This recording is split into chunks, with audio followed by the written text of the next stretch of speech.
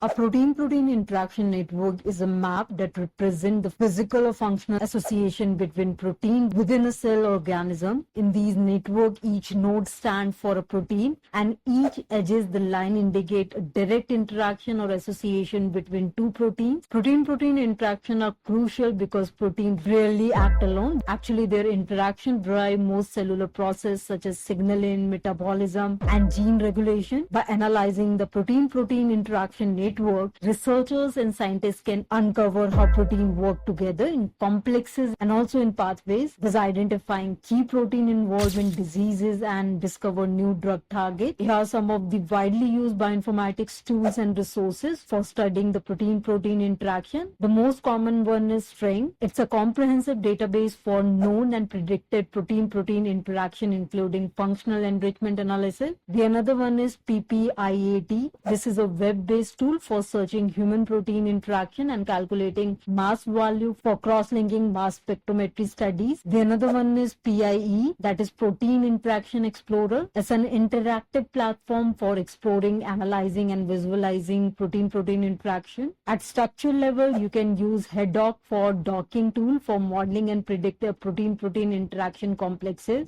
You can even try ClusterPro, which is an automated server for protein-protein docking and interaction prediction. You can try Rosetta, which is a suite for macromolecular modeling and including PPI prediction and design. You can also try XPCI PPI resources, which is a collection of databases and tools curated by the SIB Swiss Institute of Bioinformatics for protein interaction studies. And lastly, BioGrid, a database for curated protein-protein interaction datasets, often integrated with other analysis tools. Would you like a brief description and tutorial about how to use any of these tools? Then drop a comment and stay subscribed.